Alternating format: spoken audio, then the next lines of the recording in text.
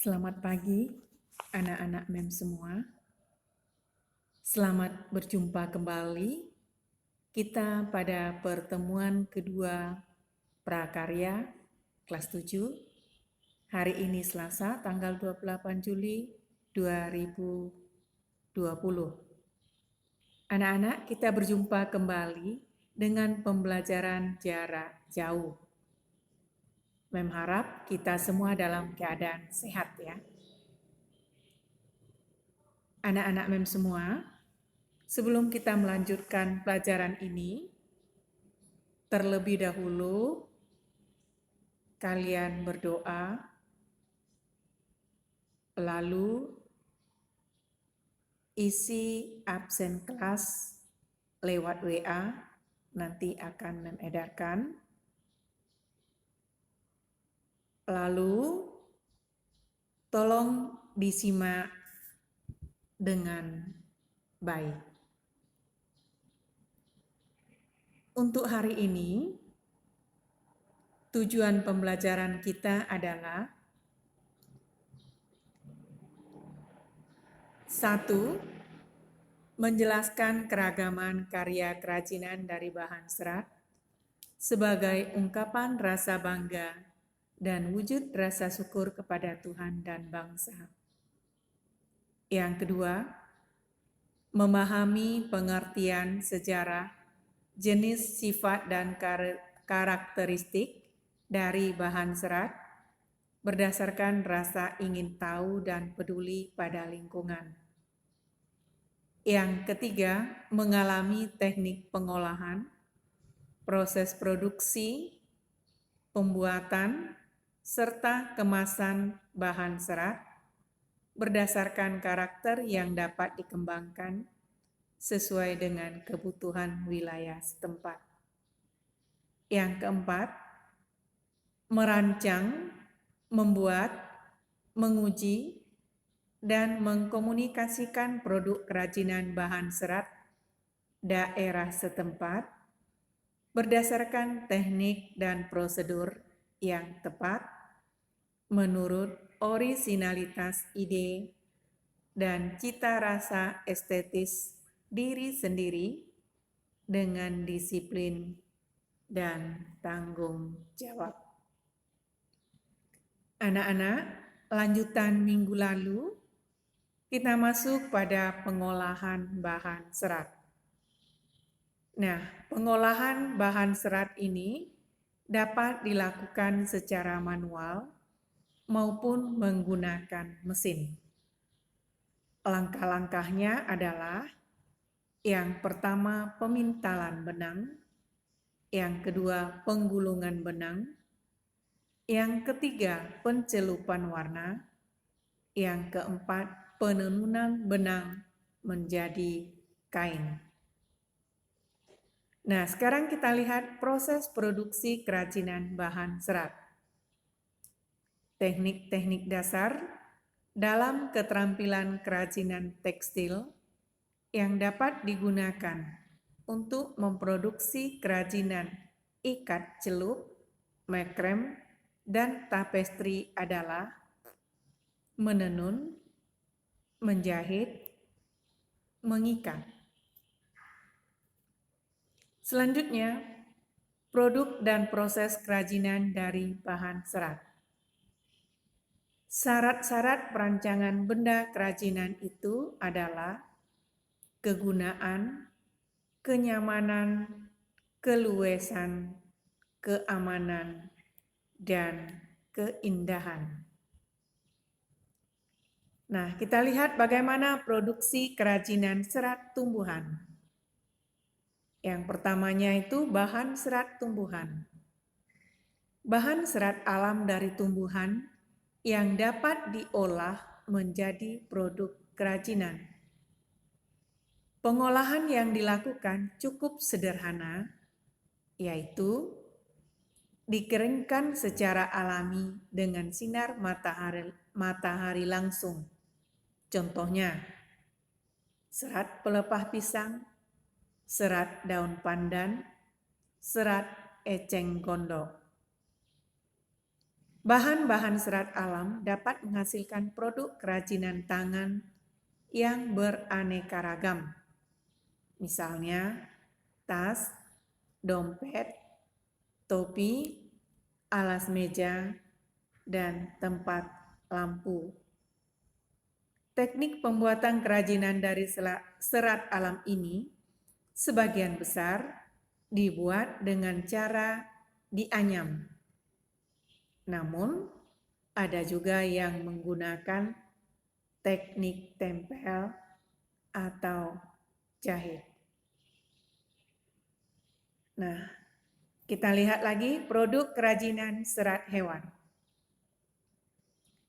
Serat hewan yang biasa dibuat untuk bahan dasar kerajinan adalah bulu domba, serat ulat sutra, bulu biri-biri, dan kulit hewan.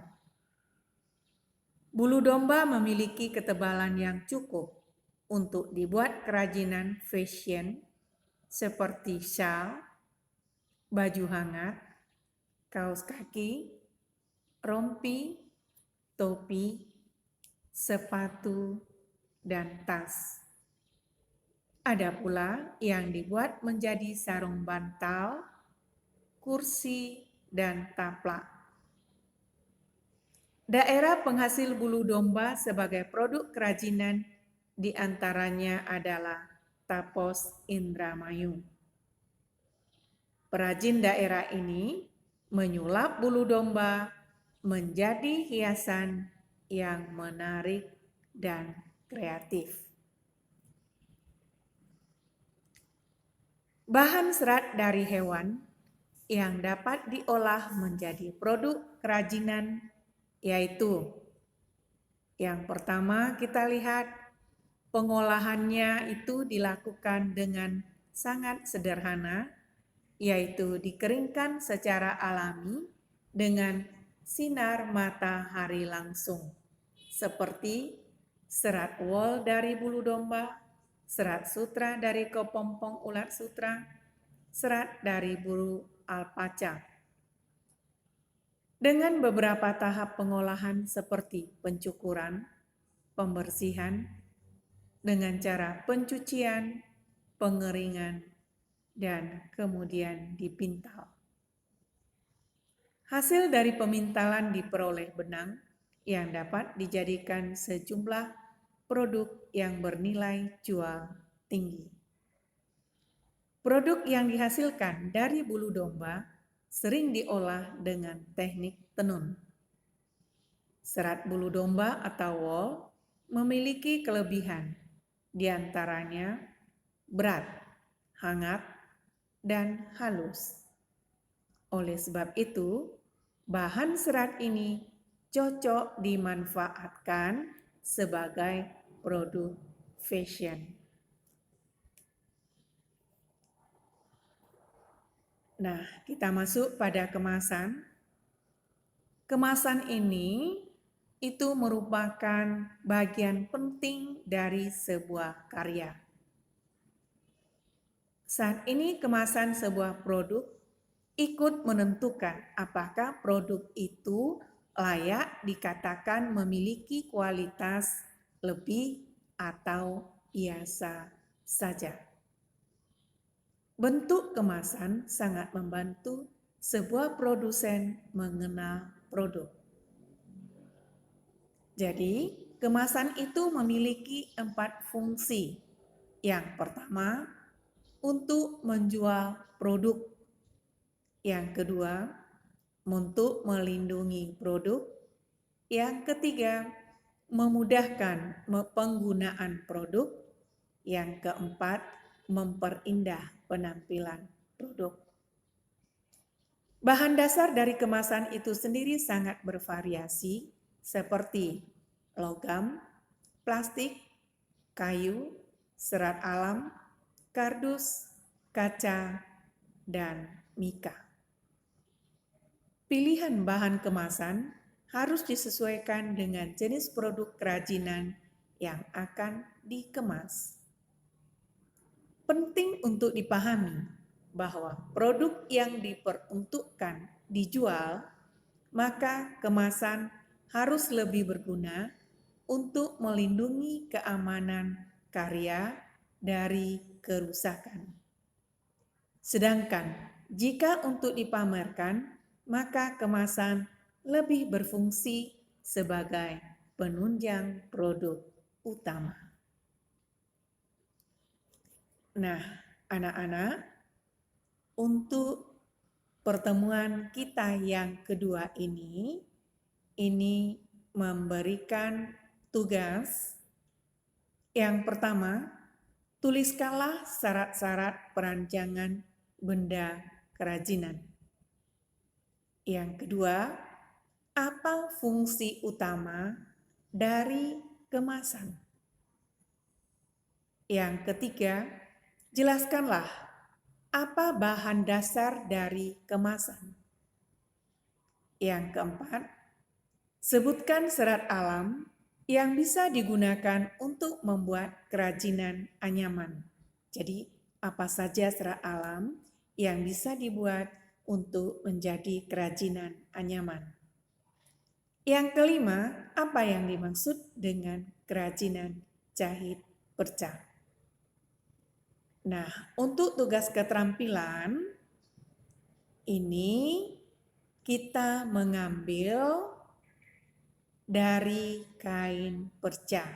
Kain perca itu anak-anak adalah kain sisa-sisa pengguntingan jika orang membuat baju dan lain-lain. Nah, buatlah satu kerajinan dari bahan perca. Misalnya kotak pensil, masker cantik, dan lain-lain. Kotak pensil itu misalnya segi 4 atau apa begitu, dijahit itu dengan tikam jejak. Ya, dijahit dengan tikam jejak, bukan dengan jahit mesin. Jadi jahit pakai tangan. Nah, masker cantik juga demikian, dijahit pakai tangan. Jadi dari sisa-sisa kain atau kain perca. Nah, untuk keterampilan ini waktunya 1 minggu. Jadi kalau mulai sekarang hari Selasa, maka Selasa depan terakhir. Oke anak-anak, sampai di sini dulu. Jika ada yang tidak jelas, boleh dijapri Mem.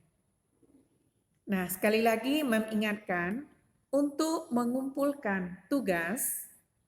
Nah, tolong kumpulkan tugas tepat waktu, karena jika tidak tepat waktu, maka Mem ingatkan nilainya hanya batas KKM dan juga mempengaruhi nilai sikap. Kecuali ada pemberitahuan misalnya sakit atau ada kepentingan lain. Anak-anak, Mem ingatkan lagi, jika mengirim tugas, tolong tulis nama, kelas asal, dan tugas keberapa atau tugas apa. Kalau ini misalnya tugas kedua dari prakarya kelas 7. Karena anak-anak mengajar di kelas 7, di kelas 8, di kelas 9 itu prakarya, sementara PKN juga kelas 7 dan kelas 9. Jadi kalau tidak dituliskan mata pelajarannya apa, nanti memasukkan nilainya jadi agak sulit. Nah, anak-anak belakangan ini di sekolah pun wifi-nya ini agak lelet, maka kalau kalian kirimkan ke WA Mem juga lebih bagus. Terima kasih. Selamat pagi.